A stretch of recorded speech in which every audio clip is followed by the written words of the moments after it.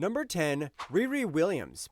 When Riri Williams showed up in Invincible Iron Man number 7, the pitch was simple. A 15-year-old engineering prodigy at MIT builds her own Iron Man armor, and before long, she's flying around as Tony Stark's successor. On paper, that's bold.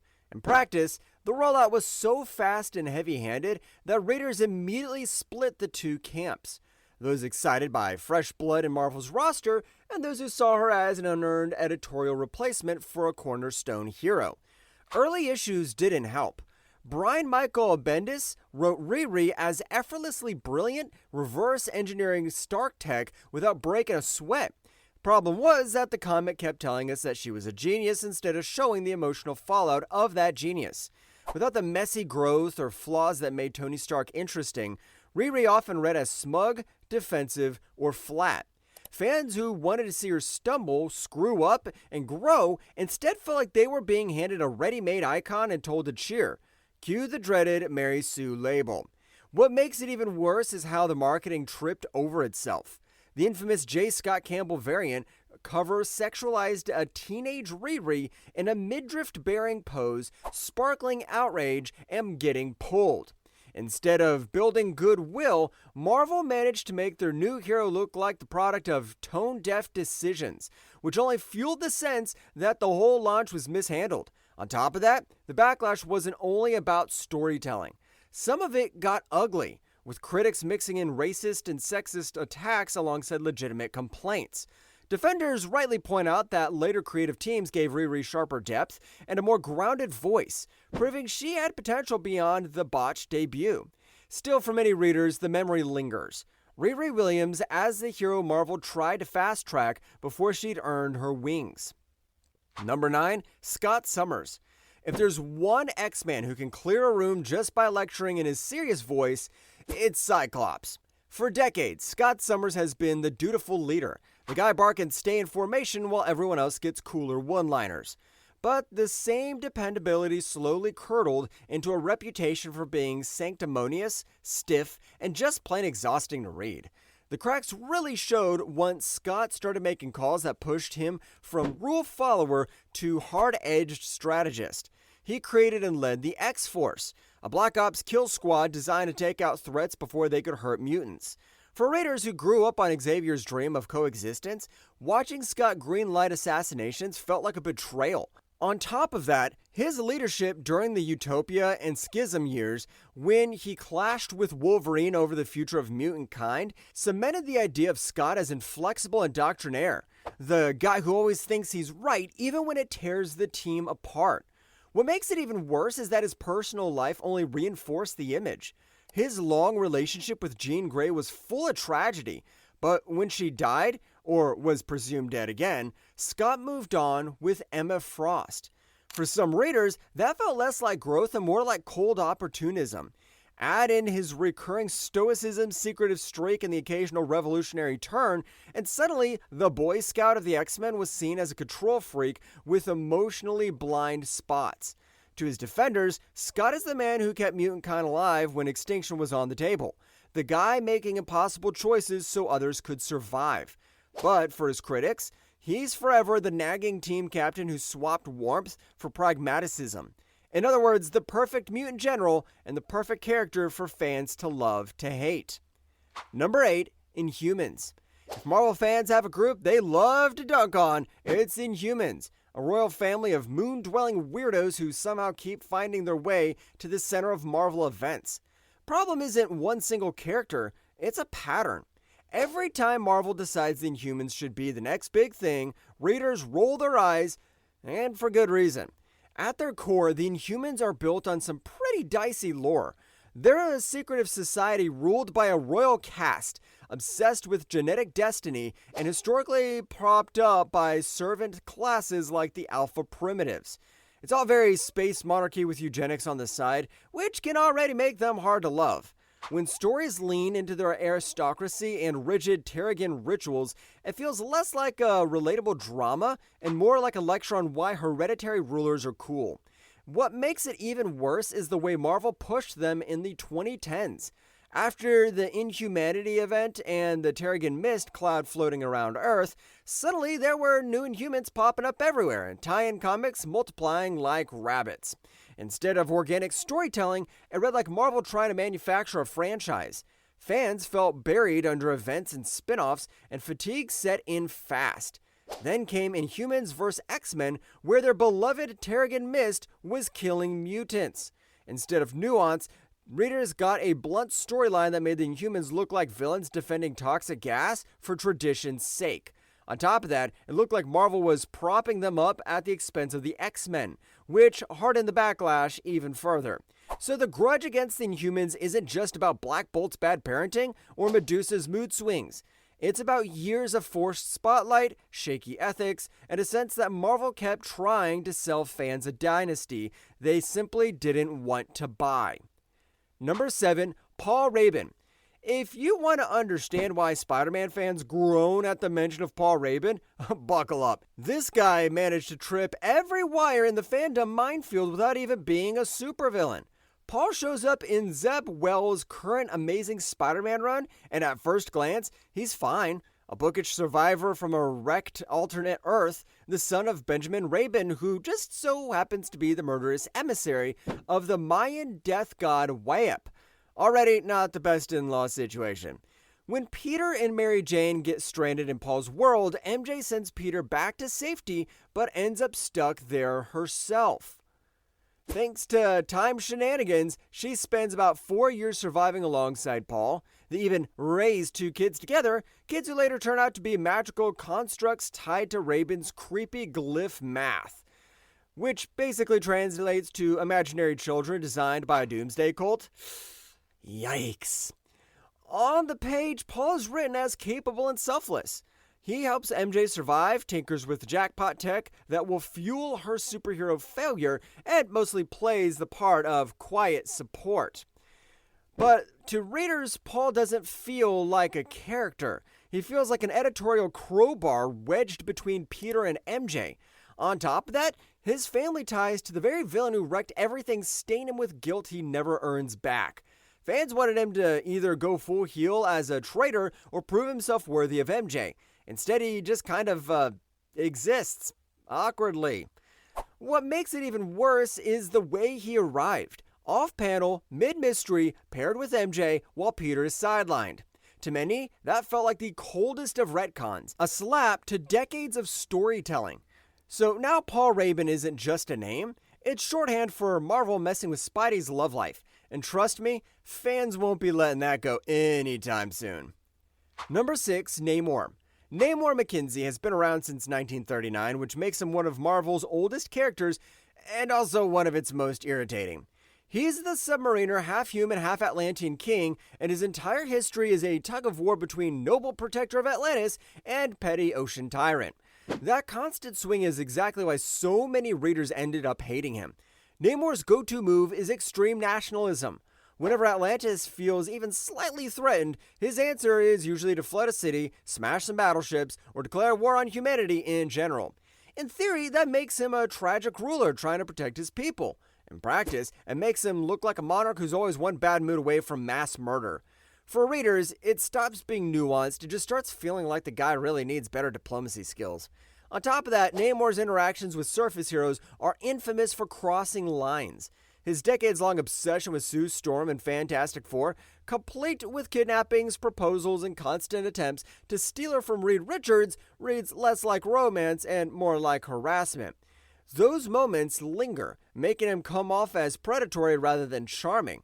What makes it even worse is his track record of catastrophic choices.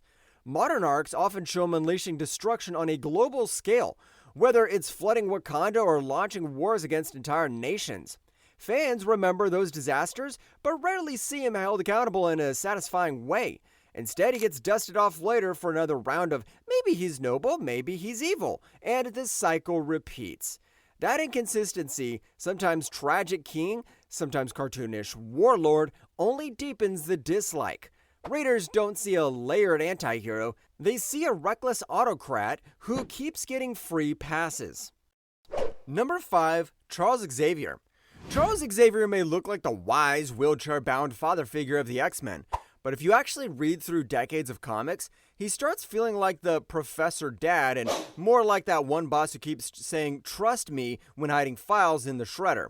Sure, he founded the X-Men with dreams of coexistence, but the way he runs things often comes across as manipulative, self-righteous, and ethically questionable at best. The biggest red flag is his telepathy. Xavier has a bad habit of poking around people's heads without asking. He's erased memories, planted suggestions, and straight up tampered with people's minds whenever he thought it was necessary. In theory, it's to protect them or the world. In practice, it's paternalistic control, like grounding an entire generation but on a psychic level. Fans don't forget that kind of violation. On top of that, he's got a history of ghosting his students. More than once, Xavier has faked his own death, disappearing during crises, or withheld crucial information. Every time, the justification is strategy. But for the kids left behind fighting Sentinels, it looks a lot more like emotional cowardice wrapped in tactical spin. What makes it even worse is the fallout from his own hubris. The most infamous case, shutting down Magneto's mind during a fight, which helped create the monstrous psionic entity Onslaught. That wasn't just a bad call. It triggered a crossover event that nearly broke the Marvel Universe. Hard to keep preaching moral authority after that one. To top it off, writers can't decide if Xavier is a saint or a schemer.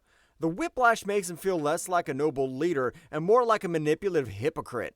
No wonder so many fans view him less as a hero and more like a cautionary tale with great PR. Number 4, Reed Richards. If you ever wondered why Marvel fans roll their eyes at Reed Richards, it's because it's Mr. So-Called Fantastic has earned himself a much spicier nickname, Mr. Fantastic.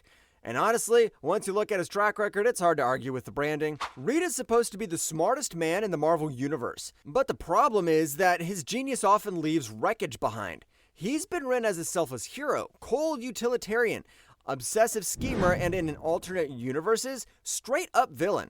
What's consistent is his arrogance. Reed doesn't twirl a mustache, he commits his sins through lab coats and equations, choosing problem solving over, say, basic human decency. He hoards knowledge, builds negative zone prisons, without anyone asking, clones people because why not, and treats his teammates like lab rats in service of his grand ideas. On top of that, Reed is the face of the Fantastic Four's messy family drama. His marriage to Sue is legendary, but mostly for the dysfunction. Readers have seen decades of him sidelining his wife's feelings in favor of experiments, ignoring his kids Franklin and Valera until their lives spiral, and treating family time as another chance to test a gadget. What makes it even worse is that he's often convinced he's doing it for their own good, which makes him sound less like a father and more like a condescending science dad who always thinks he knows best. Modern runs only sharpen the resentment. Jonathan Hickman's Multiversal Council of Reeds storyline shows dozens of alternate Reeds coldly playing God, making it clear that the real Reed is just one bad day away from the same. That ethical chill is why the nickname stuck. Reed Richards may stretch his body, but fans know he stretches patience even more. Number 3, Starfox. If you want to know why Starfox is one of Marvel's most disliked adventures, just look at his powers. He can stimulate the pleasure centers of people's brains. On paper, that's cosmic charm. In practice, it's a walking constant nightmare, and fans have never really forgiven him for it. Eros of Titan, younger brother of Thanos, debuted in the 70s as the carefree opposite of his genocidal sibling. Where Thanos worshipped death, Starfox worshipped fun, flirting his way through cosmic adventures, and charming teammates on Earth. Early stories leaned on him as the lighthearted playboy of the team, but once you add the detail that his powers can make people feel desire or attraction, suddenly that playboy vibe reads a lot more like manipulation. Writers have swung wildly in tone. Sometimes Starfox is the cheeky rogue cracking jokes, other times he's a walking ethical problem. At one point he even helped design a device to help keep telepaths out of people's heads during sex, a detail that only made him look creepier in hindsight. What really sealed his reputation was a mid-2000s She-Hulk storyline where he was put on trial for sexual assault, accused of using his powers to seduce a married woman. The case went deep into questions of consent, memory, and whether Jennifer Walters herself had been manipulated when he hooked up with him. The result was muddled implanted memories and cosmic interventions, powers partially shut off, but the damage was done. Readers now saw him less as a charming Avenger and more like a walking violation. What makes it even worse is that later comics tried to smooth things over, restoring his fun-loving persona and downplaying the trial.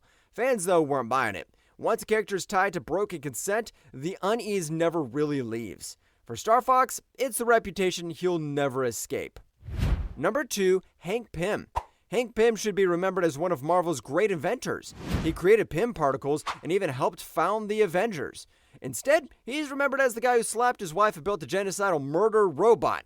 Not exactly the resume you want on your superhero LinkedIn. The infamous moment comes from Avengers 2:13 when Pym and his unstable Yellow Jacket persona struck Janet Van Dyne during an argument. Writers have tried for decades to frame it as the product of a breakdown or a chemical influence, but the panel itself became comic book infamy. For readers, that image was permanent. Hank wasn't a flawed hero anymore, he was an abuser.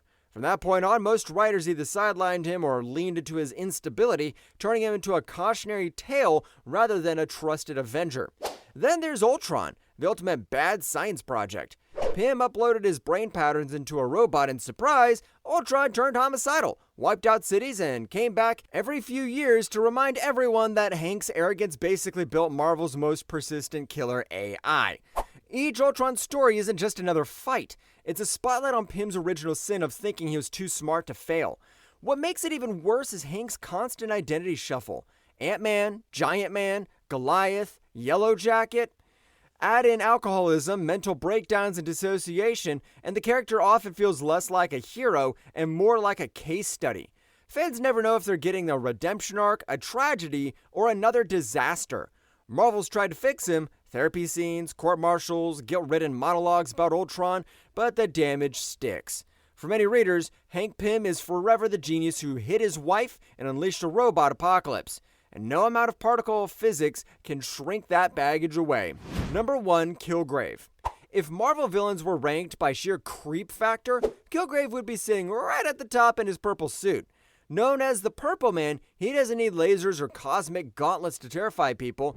His body gives off pheromones that let him control anyone around him with just a word. That means your free will isn't yours anymore, and the simple fact is why readers despise him more than almost any other Marvel antagonist. Kilgrave first appeared way back at Daredevil number 4, and even though he wasn't robbing banks with style, he was making other people do his dirty work. That's his whole thing. Crimes that erase agency. It's not just that he kills, steals, or manipulates, it's that he forces victims to carry it out, making them instruments of his own suffering. That kind of villainy hits different because it feels invasive in a way you can't punch your way out. What really burned him into fan hatred was his role in Atlas and Jessica Jones storylines. Kilgrave spent months controlling Jessica, trapping her in a cycle of psychological torture and coerced acts that left her with deep trauma long after he was gone. The comics didn't treat this like a cheap cliffhanger. They framed it as abuse, PTSD, and the lingering pain of surviving someone who rewrote your autonomy. Readers came away disgusted by him. That disgust is the point. What makes it even worse is that Marvel keeps bringing him back. His power's too narratively tempting, so even after prison, death, or defeat, he resurfaces ready to ruin lives all over again. With forced marriages, children conceived under manipulation, and endless examples of stolen will, Kilgrave isn't just another bad guy. He's one of the most universally hated monsters in Marvel's library. Well, that's it for this one. If you liked the video, hit the like button, subscribe for more, and ring the bell so you never miss a drop. Craving more stories from comics, movies, and beyond? Check out this video right here. Cheers, and see you in the next one.